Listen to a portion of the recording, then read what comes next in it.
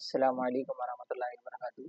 अच्छा, आज के सेशन में हम बात करेंगे कि कोई भी वेबसाइट जो हैक होती है या हमारे कोड लिखने की वजह से उसमें कहीं सिक्योरिटी में कमी वाक़ई हो जाती है, तो वो कैसे होती है? और ये कितना नुकसानदेह है?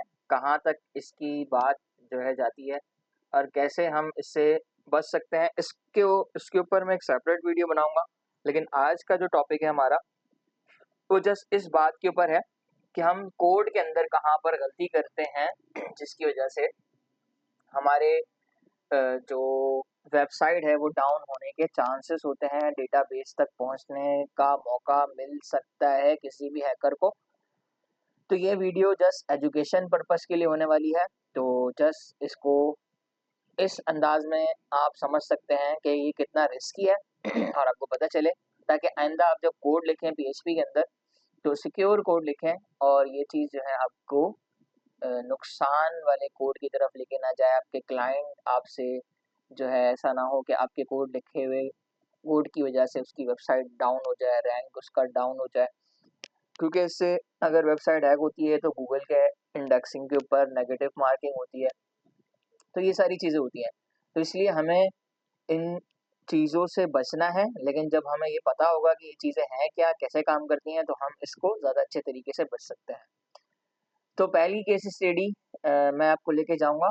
हमने अपनी अभी सेशंस के अंदर एक प्रोजेक्ट तैयार किया था, जिसमें बेसिक CRUD ऑपरेशन बनाया था, जहाँ पर हम क्या कर सकते हैं, कोई भी प्रोडक्ट को अपलोड कर सकते हैं, उसको मिसाल है कि कोई लैपटॉप वगैरह का स्टोर है, उसको अपलोड कर सकते हैं और एडमिन पैनल से उसको मैनेज कर सकते हैं, उस रिकॉर्ड को। हमारे फ़ोल्डर में फाइल्स भी आके सेव हो रही हैं, सारी चीज़ें हो रही हैं, ये सब चीज़ें चल रही होती हैं। तो आज का जो खास टॉपिक है वो एसक्यूएल इंजेक्शन के ऊपर है और एसक्यूएल इंजेक्शन में से भी उसके 1-2 चीज़ों के ऊपर मैं बात करूँगा। अब बाकी एसक्यूएल इंजेक्शन एक बड़ा टॉपिक है जिसके अंदर हम अगर पूरी सीरीज़ भी बनाएँ तो वो भी बन सकती है एक पूरी सीरीज़। तो आज हम बात करेंगे कि जब हम ये सेलेक्ट की क्वेरी लगाते हैं, हमारा सारा डेटा जो सेंसिटिव डेटा होता है वो सारा डेटाबेस में रखा हुआ होता है, मौजूद होता है। हम उस डेटाबेस को इस सेलेक्ट की क्वेरी से एक्सेस करते हैं। आप जब कोई डेटा सेलेक्ट करवाते हैं तो इस सेलेक्ट की क्वेरी से एक्सेस करवा रहे होते हैं।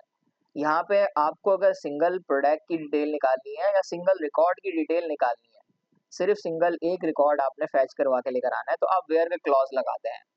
वेयर के क्लॉज के अंदर आप गेट रिक्वेस्ट यूज करते हैं। यहाँ पर ये आप देख सकते हैं, यहाँ पे गेट रिक्वेस्ट की आईडी आपने यूआरएल में से गेट रिक्वेस्ट की आईडी ले रहे होते हैं और ये गेट रिक्वेस्ट आपकी यहाँ से आपके पास आ रही होती है कि सारी प्रोडक्ट्स आपने सेलेक्ट की हुई होती हैं और फिर आप जो है नीचे एक बटन यहाँ पे व्यू का एक बटन यहाँ पे लगाते हैं और उसके अंदर आप ये आईडी को प्रिंट करवाते हैं। जब आप यहाँ से क्लिक करते हैं तो ये गेट रिक्वेस्ट के अंदर दूसरे पेज के अंदर आ जाता है और फिर आप यहाँ से गेट रिक्वेस्ट को गेट कर रहे होते हैं।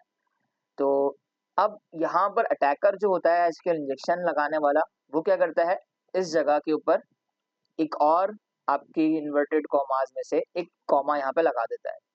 उससे क्या नुकसान होता है कि आपका जितना भी सारा कोड होता है वो सारा का सारा यहाँ पर कमेंट हो जाता है, रुक जाता है, एग्जीक्यूट होने से रुक जाता है।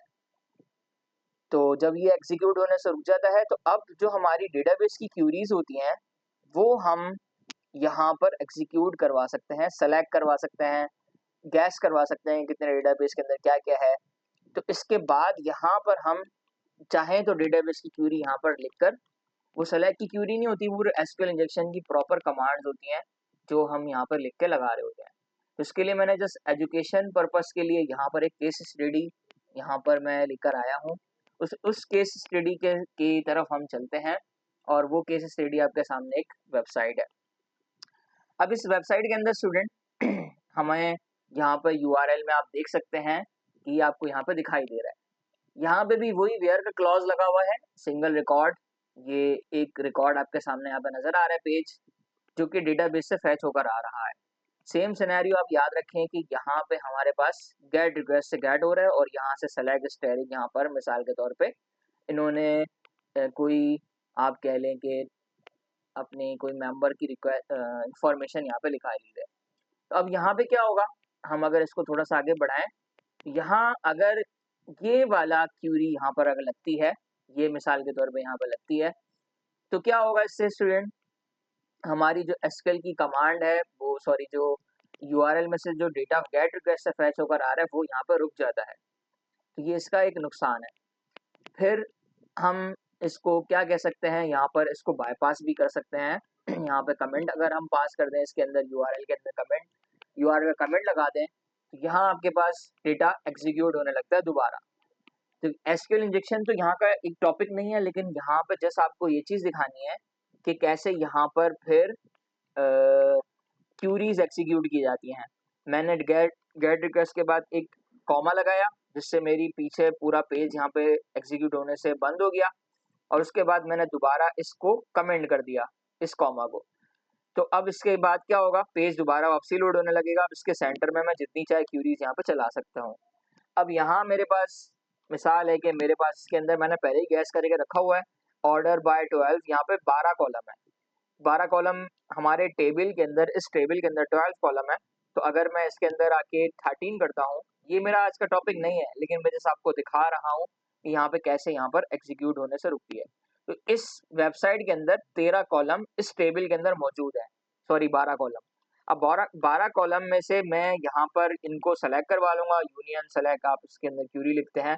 ये प्रॉपर एक स्किल है अलग से जो सिक्योरिटी ब्रीच करने के लिए या सिक्योरिटी टेस्टिंग वगैरह करने के लिए यूज की जाती है। तो यहाँ देखें डेटाबेस लोड हो रहा है। अब मैं क्या कर सकता हूँ, यहाँ पर मैं इस क्यूरी को डॉट लगाऊंगा यहाँ पर, तो मेरे सामने टेबल्स के नेम के लिए कॉलम्स आ जाएंगे कि 2 नंबर वाले कॉलम में आप जो है ना डेटाबेस का नेम वगैरह निकाल सकते हैं। मिसाल के तौर पे मैं यहाँ पर डेटाबेस का नेम चेक करता हूँ। जैसे मैंने आप एंटर किया तो ये आपके सामने डेटाबेस का नेम ये आ गया। इस तरीके से मैं इसका यूज़र भी निकाल सकता हूँ कि इसका यूज़र नेम क्या है। इस डेटाबेस का नेम तो ये हो गया, लेकिन अगर मुझे यूज़र नेम भी चेक करना है तो मैं क्या लिखूंगा, यूज़र। जस्ट मैं एंटर करूंगा तो मेरे पास यहाँ पर यूज़र भी आ जाएगा यहाँ पर कुछ इस तरीके से। तो अब यहाँ सिक्योरिटी इतनी हद तक लो है इसकी कि मैं इसके पूरे डेटाबेस में से जहाँ जहाँ हर टेबल की सारे कॉलम्स को निकाल सकता हूँ, गेट कर सकता हूँ, और ये सारी चीज़ें यहाँ पर इससे फैच करवा सकता हूँ। तो ये एक इंतहाई सेंसिटिव इशू है जिसके ऊपर हम अपनी कोडिंग को अपनी क्लासेस में डिस्कस करेंगे, कैसे हम यहाँ पर इस चीज़ से बच सकते हैं। एक इस केस स्टडी में आपके सामने और लेकर आऊँगा, वो भी एसक्यूएल इंजेक्शन की ही क्यूरी है। मिसाल है कि हम यहाँ पर आपका कह लें कि लॉगिन वाले फॉर्म की तरफ आते हैं। मिसाल के तौर पे हमने यहाँ पे लॉगिन का जो है ना लॉगिन करवाना है, तो इसमें भी देखें वेयर का क्लॉज लगता है यहाँ पर, लेकिन यहाँ गेट रिक्वेस्ट नहीं चलती, यहाँ पोस्ट रिक्वेस्ट चलती है कि जब आप पोस्ट रिक्वेस्ट यहाँ से सेंड करेंगे, जो आपका फॉर्म बना हुआ है यहाँ से यूज़र नेम पोस्ट यहाँ पे करेंगे, तो यही सेम सिनेरियो आपका इस लॉगिन की पार्ट में भी आके चल सकता है कि आपने यूज़र को सेलेक्ट करवाया, ईमेल की जगह पर आपने यहाँ पर कमेंट लगा दिया। इसको कमेंट बोलें या आप इसको क्या कह लें कि आप इस पोस्ट रिक्वेस्ट में आप बोलें कि आपने इसको कोड को एग्जीक्यूट होने से रोक दिया। तो इसका भी एक केस स्टडी लेके चलता हूँ आपके सामने, लेकिन ये जस्ट एजुकेशन पर्पस के लिए है। ये मैं बार बार इसलिए कह रहा हूँ ताकि इसका कोई मिस यूज़ ना हो और यहाँ पर हम इसको देख सकें। जैसे कि ये पोर्टल है, अब ये PHP के ऊपर बना हुआ है, इंतहाई नाक़िस सिक्योरिटी है। अगर मैं जस्ट इसके अंदर इसकी क्यूरी को रोकूंगा तो मैं डायरेक्टली इनके डैशबोर्ड की तरफ रिडायरेक्ट हो जाऊंगा। अब इनका फुल कंट्रोल एक्सेस मेरे हाथ में आ चुका है, और यहाँ से मैं जो है इनका पूरा पोर्टल देख सकता हूँ, यहाँ पे सारी चीज़ें देख सकता हूँ। यहाँ पे आप देखें हर चीज़ इनकी जितने भी इन्होंने बनाई हुई है यहाँ पर एक कंप्लीट, तो ये मैं यहाँ पे कर सकता हूँ।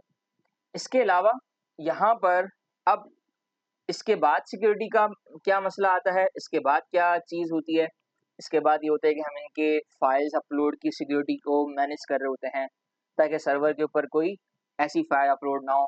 तो कोई फाइल अपलोडिंग की भी सिक्योरिटी की वीडियो हम शेयर करेंगे कि कैसे सर्वर को एक्सेस किया जाता है और फाइल अपलोड करके आपकी जितने भी कोड है उस सारे तमाम कोड की तरफ डेटाबेसेस की तरफ कैसे रसाई हासिल की जाती है। तो ये एक आप कह लें छोटा सा डेमो था। इस डेमो को बताने का मकसद ही यही था कि आप लोग जब कोड करें, चैट जीपीटी से कोड करवाएँ या कहीं से भी कोड करवाएँ, तो आपको ये बात ज़रूर मद्देनज़र रखनी चाहिए कि आप उसके अंदर ये बात ज़रूर मेंशन करें कि इसको एसक्यूएल इंजेक्शन से प्रोटेक्टेड एसक्यूएल की कमांड लिख के दें। अगर आप ऐसा नहीं करेंगे तो वरना आपके पास फिर ये सारे सिनेरियो देखें कि मैंने आपको कुछ केसेस दिखाए यहाँ पर, क्योंकि मेरा तकरीबन 5 साल का तजर्बा रहा है साइबर सिक्योरिटी के अंदर, और मैंने एक लंबा टाइम प्रोग्रामिंग सीखने से पहले साइबर सिक्योरिटी के अंदर गुजारा है। तो मैं आपको अपने तजर्बे से बता रहा हूँ इसलिए। तो हमारे जो कोर्स के अंदर पीएचपी में जो पढ़ाई जा रही है, तो उसमें मेरी भी कोशिश ये होती है कि मैं इसको पहले ही ऐसी क्यूरी आपको बताऊं कि जिसके अंदर एसक्यूएल इंजेक्शन लगने के चांसेस कम हो। तो मज़ीद इसको हम कोर्स के अंदर डिस्कस करेंगे, और जो हमारे कोर्स में एनरोल हैं उनको मालूम है, और जो वीडियो देख रहे हैं वो भी अगर चाहें तो हमारे इस नेक्स्ट सीरीज़ के अंदर जुड़ सकते हैं। चलिए जी, आज के लिए इतना ही।